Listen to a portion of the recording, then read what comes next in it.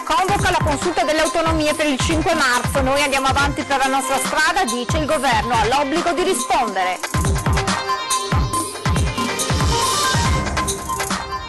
A ring l'ira del deputato pentastellato D'Inca che strappa il controdossier del Movimento 5 Stelle sull'autonomia. Noi la vogliamo, attacca e sul contratto. Queste sono falsità.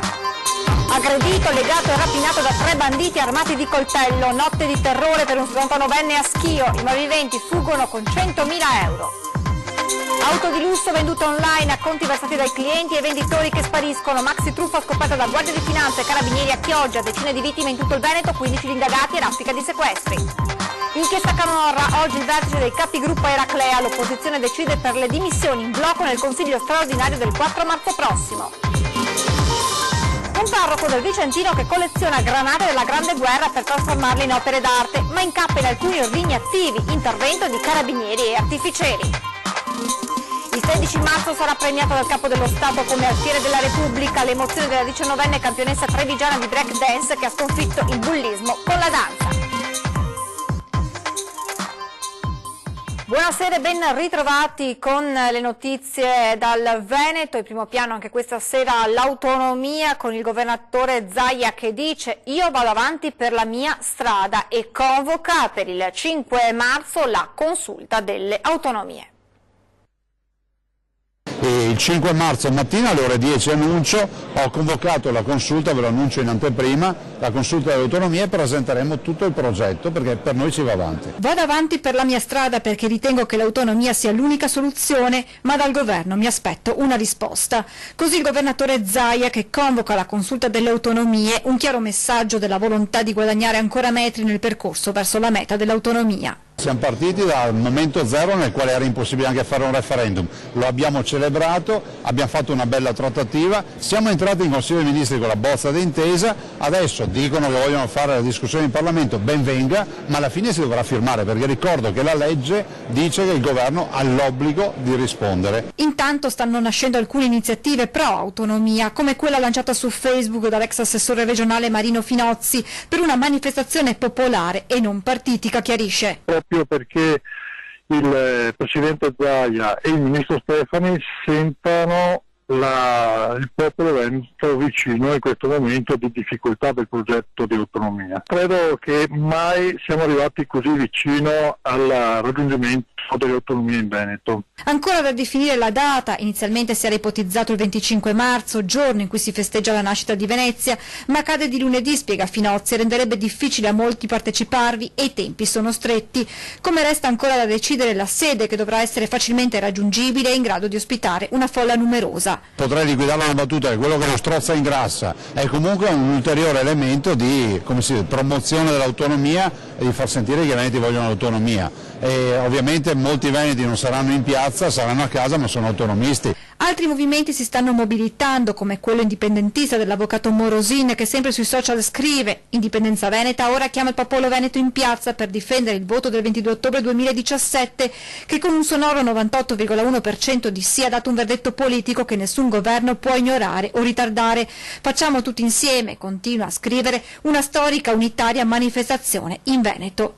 C'è chi invece avanza una proposta di tutt'altro genere. Il presidente del gruppo consigliare regionale Siamo Veneto, Antonio Guadagnini, ha richiesto oggi al presidente della prima commissione di calendarizzare quanto prima la sua proposta di legge regionale che preveda l'indizione del referendum per l'indipendenza del Veneto perché, spiega, dato lo stallo venutosi a creare sull'autonomia, ho chiesto che venga discussa la mia proposta perché la ritengo da un lato un efficace strumento di pressione nei confronti dei ministeri renitenti e più in generale nei confronti di tutto quell'apparato di potere romano che sta ostacolando il percorso autonomista.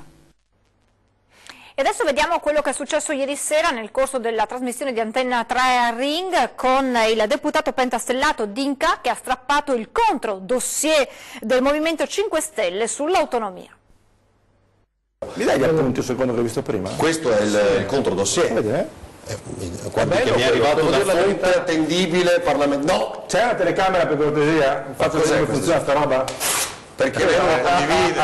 Avevo capito. Le altre coppie che hanno scritto, ma se stava più, questa era hanno scritto qualcuno per poter darci delle cure. Una carambata. No, non guardi che questo arriva dai vostri parlamentari del Sud. Funziona così, qualcuno del Sud ha fatto girare questo foglietto che sono preparati qualcuno del Sud. Io ci ho fatto dei discorsi insieme e tra l'altro l'accordo è scritto all'interno dell'accordo per il programma per il nostro governo di fare l'autonomia e l'autonomia si fa. E sulle commissioni paritetiche per l'autonomia è necessario garantire la massima condivisione. Il ministro Stefani sta invece procedendo in solitaria. Le commissioni svolgono un ruolo fondamentale di raccordo con la decisione di procedere alle nomine senza il minimo confronto. La Stefani rischia di causare l'intoppo di tutto l'iter. Per il Movimento 5 Stelle l'autonomia è una priorità e va portata avanti in modo coeso. Diversamente anche la stessa credibilità del ministro nel gestire il dossier verrebbe minata, lo affermano fonti parlamentari del Movimento 5 Stelle. Reddito di cittadinanza adesso, in Veneto la percentuale di beneficiari del reddito di cittadinanza sarà del 2,4%. La stima è dell'Ufficio parlamentare di bilancio che in tutta Italia parla di circa 3 milioni e mezzo di persone coinvolte dal beneficio per il quale scatteranno le domande a partire dal prossimo 6 marzo. È stata proprio l'autorità indipendente sui conti pubblici a portare in audizione al Senato una mappa nella quale stima l'incidenza percentuale di beneficiari sulla popolazione residente nelle varie regioni. Ecco il risultato. Sicilia e Campania al top con un'incidenza che supera il 12%, via via tutti gli altri, agli ultimi posti appunto il Veneto. La cronaca adesso perché torna nella nostra regione l'incubo delle rapine in villa, picchiato e rapinato un 79enne a Schio, bottino 100.000 euro.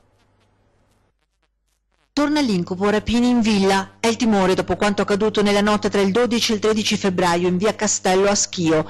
3 uomini con forte accento dell'est armati di cacciavite e coltello sono penetrati all'interno dell'abitazione ed hanno picchiato e rapinato il padrone di casa, un 79enne medico, per diversi anni all'ospedale dell'Ellis e poi dentista da poco tempo in pensione. Il figlio, erano le 21:30, aveva appena lasciato l'abitazione paterna in via Castello dopo la consueta visita. I 3 malviventi sarebbero entrati dalla porta del giardino, si sono poi arrampicati sul terrazzino, forzato una porta, l'unica in quel momento non allarmata, ed entrati. Forse non si aspettavano di trovare in casa qualcuno ed invece il 79enne era in studio a guardare la televisione. L'uomo ha immediatamente reagito colpendo con un pugno uno dei banditi, ma questi lo hanno colpito a loro volta e poi immobilizzato legandolo mani e piedi col cavo del telefono e una sciarpa. I rapidatori hanno avuto tutto il tempo per aprire la cassaforte e fare razzia, portati via denaro in contante, monili preziosi, molti gioielli, erano i ricordi di una vita, oltre all'orologio da polso che il medico indossava al momento della rapina, un bottino che si aggira attorno ai 100.000 euro. I banditi sono poi fuggiti mentre il 79enne riusciva a liberarsi e dare l'allarme.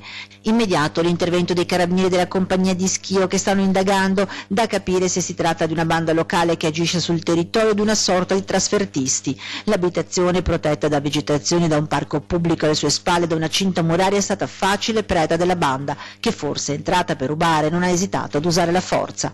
Il timore che possa non essere un episodio isolato preoccupa il primo cittadino. Apprendo di questa notizia come un fulmine a ciel sereno. Era parecchio tempo che la nostra città era tranquilla ed era stata messa completamente in sicurezza. Confido nell'attività del capitano Mattone e dei suoi uomini perché si arrivi presto all'identificazione di questi criminali che possono essere affidati alla giustizia, e mi auguro effettivamente che poi la giustizia abbia la possibilità e la forza di poter assicurare il carcere a queste persone che si sono macchiate di questo delitto che non ha giustificazioni. Auto di lusso a prezzi stracciati, ma la truffa era dietro l'angolo, è stata scoperta dalla Guardia di Finanza e dai Carabinieri di Chioggia.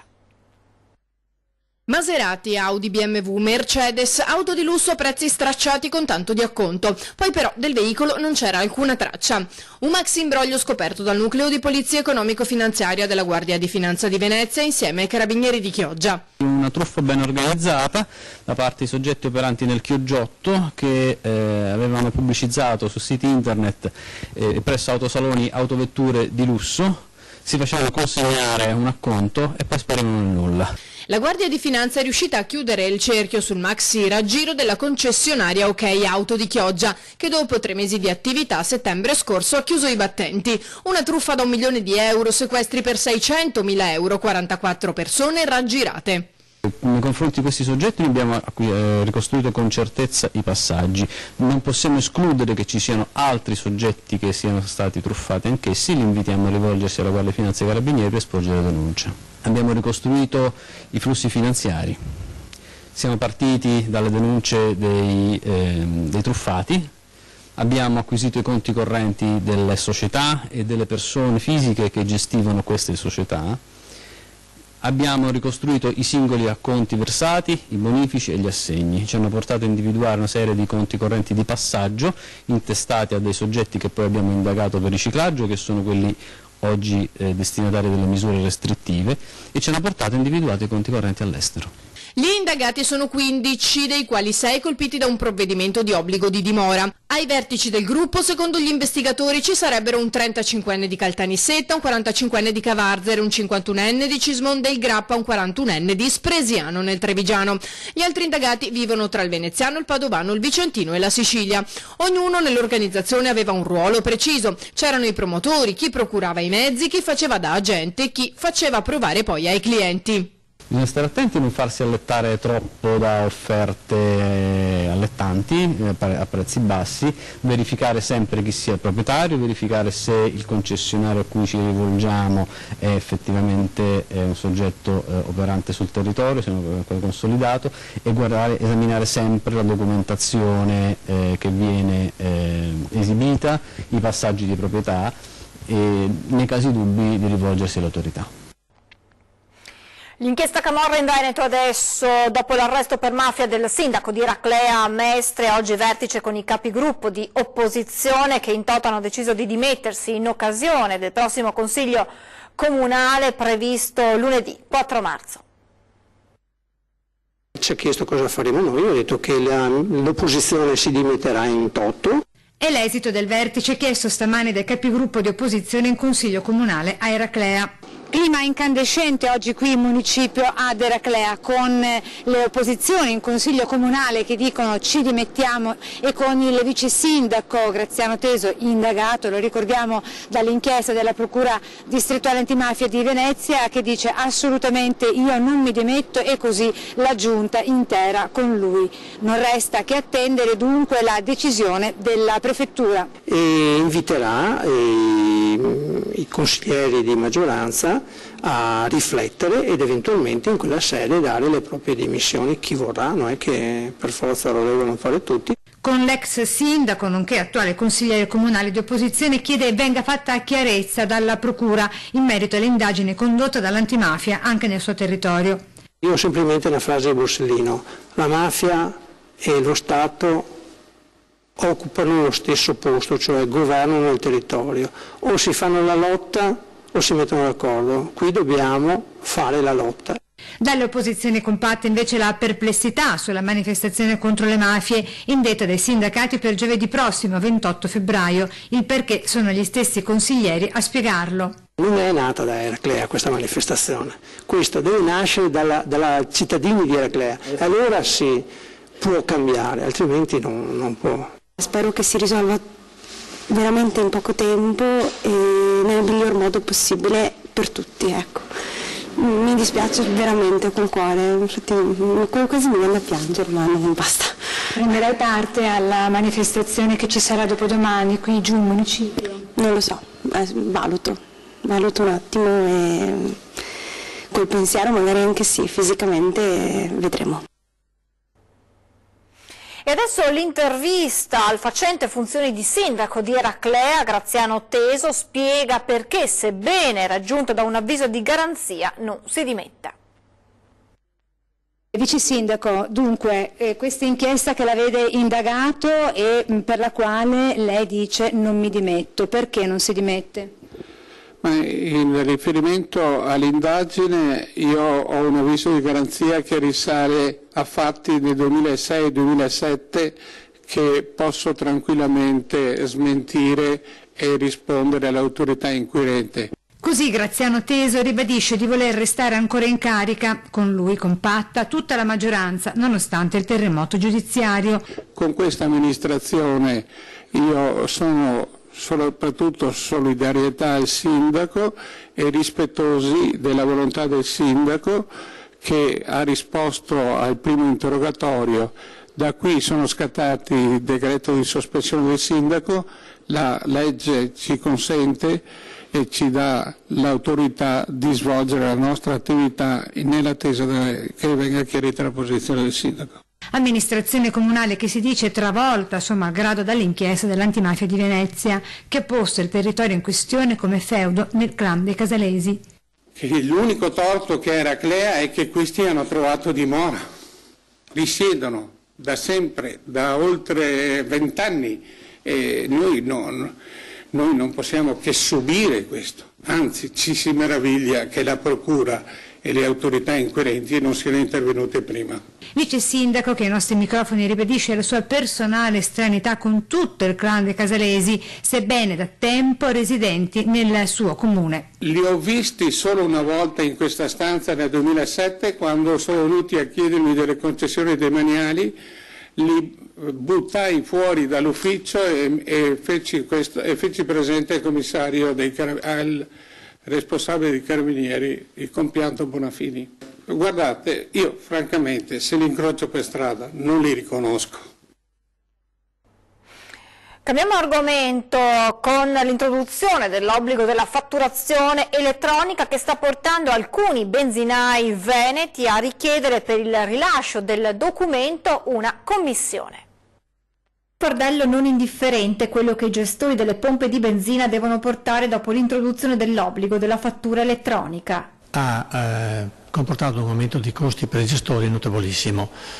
Tanto per capirci, se un cliente fa 50 euro e chiede la fattura elettronica, il gestore ha 1 euro di guadagno su 50 euro e circa 1 euro di costo della fattura elettronica, quindi non ha alcun interesse a vendere, oppure comunque lavora in pareggio o in perdita. Questo sta spingendo alcuni gestori a chiedere ai clienti un supplemento. La richiesta che fanno i gestori, che varia da 50 centesimi a 1,5 euro, in qualche caso 2 centesimi, è strettamente legata al costo che sostiene il gestore, quindi ogni gestore decide di sua iniziativa qual è il costo da applicare. Teniamo presente che comunque questi soldi il gestore li dichiara il fisco e il cliente in ogni caso gli ha in detrazione dei costi, perché i soldi sono in fattura con una voce a parte, quindi tutto quanto a luce del sole. Si poteva combattere l'evasione in modo diverso, spiega Parin, con un impatto minore per i gestori. L'obbligo di fare i pagamenti tracciati con carte di credito e bancomat, quello ci sta. Poi si poteva usare il timbro, magari inserendo una numerazione progressiva nel timbro. È possibile, conclude alla fine Parin, ovviare alla richiesta di una commissione e avanza una proposta che potrebbe però non convincere tutti. Si aumenta la benzina dell'importo necessario a coprire i costi annuali, che sono 1 centesimo o 2 centesimi, e che ovviamente il costo va anche a carico del cliente che non ha necessità della fattura, quindi diciamo che l'utente medio è quello tutelato, meno tutelato, perché comunque non recupera i costi di carburanti. Ci fermiamo adesso per qualche istante di pubblicità, tra poco.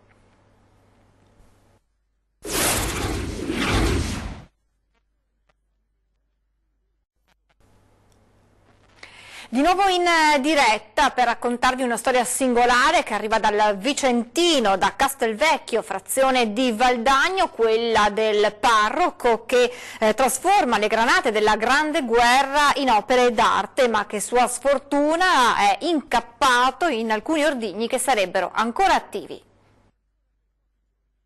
Ho solo visto i carabinieri ieri e oggi andare avanti e indietro, che è un po' insolito per noi in questo posto. Il posto è Castelvecchio, frazione di Valdagno, a 800 metri sul livello del mare, una quarantina di famiglie, un pugno di case, ma con un attivo oratorio e un parroco, Don Adriano Campiello, 84 anni, con una grande passione, i reperti bellici. Ma cosa ci facevano i carabinieri in un paese così tranquillo, dove non risultano nemmeno stranieri residenti? A quanto pare di mezzo ci sarebbe proprio l'innocua passione di Don Adriano, che da decenni raccoglie schegge e granate della Grande Guerra rigorosamente scariche. Conosco materiale, ho bazzicato molto con cose, ma quelle cariche io le lasciavo sul patubio, no? Per farne vere e proprie opere d'arte. Uno che conosce il materiale bellico se ne accorge. non si fa neanche un raffio. Questa è la Rucini di 100 anni fa. Una fama che lo ha seguito anche a Castelvecchio, facendogli arrivare degli ordigni bellici per essere lavorati, trasformati in opere, ma Don Adriano, esperto conoscitore, si è subito accorto che qualcosa non andava. Io conosco bene il materiale, ecco, e quindi se uno non sa neanche quello che fa, non importa cosa. Ha avvisato subito le forze dell'ordine, presumo? A pomeriggio sono venuti. 2 ore dopo avevo già telefonato.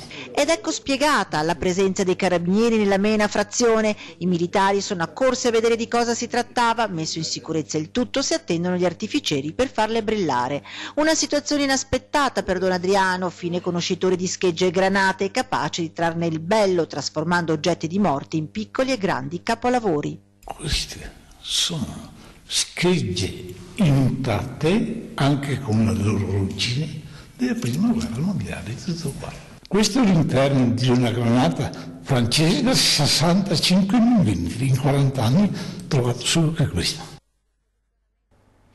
Anche stasera torniamo a parlarvi di quello che ormai possiamo chiamare il nostro piccolo Joe, il bimbo che necessita di una costosissima operazione per una malformazione alla gamba e che le nostre emittenti hanno preso a cuore. Grazie alla vostra generosità si stanno raggiungendo risultati importanti.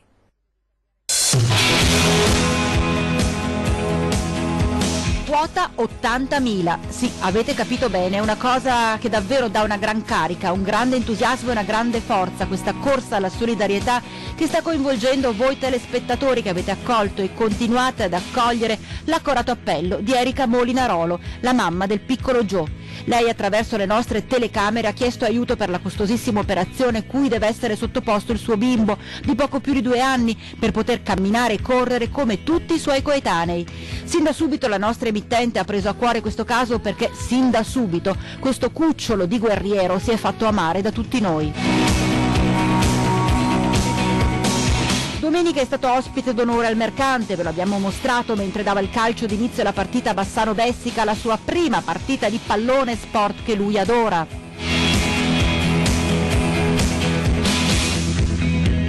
Per l'intervento da fare in Florida servono 400.000 euro. Sono tanti, ma in poco tempo, dicevamo, si è arrivati a un quinto della cifra. Grazie a voi. Noi continuiamo a mostrarvi riferimenti per il versamento. Vedete sul vostro schermo gli estremi del Liban, intestato, lo ricordiamo, a Erika Molinarolo con causale Diamo il meglio a Giovanni. E a tutti voi che state dimostrando ora dopo ora tanta bontà d'animo, il piccolo Joe dice grazie a modo suo. Alessandra Cortesia riceverà dalla mano del Presidente Mattarella il titolo di Alfiere della Repubblica il 13 marzo, emozionata, dice ai nostri microfoni, sono onorata di essere stata scelta.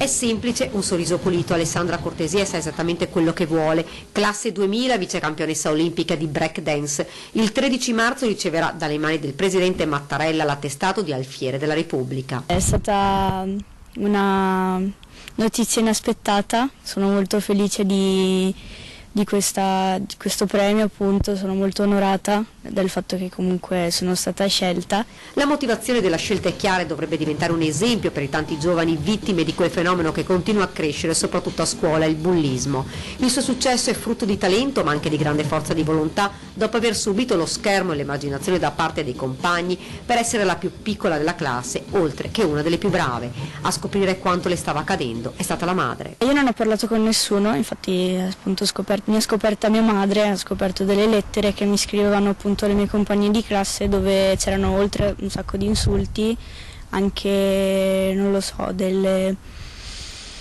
cose da fare, del tipo portare gli zaini, prendere le note se loro le prendevano, prendere i voti più bassi dei loro. E se io facevo queste cose potevo rimanere nel loro gruppo di amiche, se no non avrei potuto essere loro amica. Quando ero piccola pensavo che ne valesse la pena, però poi cambiando mentalità ho detto che è meglio di no, va. Grazie al ballo è riuscita a ribellarsi e non subire più il suo sogno, arrivare sempre più in alto. Il mio sogno nel cassetto è semplicemente quello di girare per tutto il mondo con appunto il breaking il mio tipo di breaking e farmi conoscere il più possibile e diventare molto forte a livello mondiale, e ci sto lavorando. Alle vittime di bullismo dice di parlare con qualcuno, di non tenersi tutto dentro, ma anche cerca di fare le cose come meglio gli vengono, cerca di vivere appunto l'unica vita a pieno. Dico che tutti gli sforzi verranno ripagati prima o poi. Se avessi invece di fronte oggi le bulle, quelle che ti scrivevano, che cosa gli diresti adesso? Beh, gli direi da una parte grazie, perché diciamo che anche grazie a loro che ho trovato la sintonia giusta con la quale affrontare le cose, con la quale affrontare i problemi che ho avuto poi, che possono essere banali o più o meno. Poi non so, anche la finita che adesso ho col breaking è anche grazie a loro, insomma l'avrei trovata sicuramente, però non così subito d'impatto. E dall'altra parte gli direi che io sono arrivata fino a qui e sto facendo la mia strada, loro che strada hanno preso invece. Vi ricordo l'appuntamento con 20:10, questa sera parleremo di Camorra in Veneto, del manifesto contro le mafie insieme a Giovanni Biafora del Corriere del Veneto. È davvero tutto, vi lascio le previsioni del tempo, grazie per essere stati con noi, buona serata.